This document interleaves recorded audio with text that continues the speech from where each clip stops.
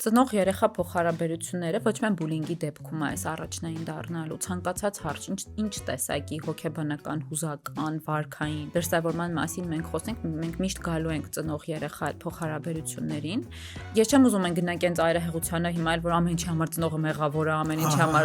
եսի բոլոր տրավմաների համար պետք է մեղադրեմ իմ ծնողներին, չէ, այս ծայրահեղության մեջ չենք ընկնում, բայց ծնողավարման առաջին կարևոր սկզբունքը վստահելի հարաբերություններ ձևավորելն է երեխու հետ, վստահելին է, որ ես որպես մամա լինում եմ ամենավստահելի մարդը իմ երեխու համար, որ ուզում է գա ինձ պատմի։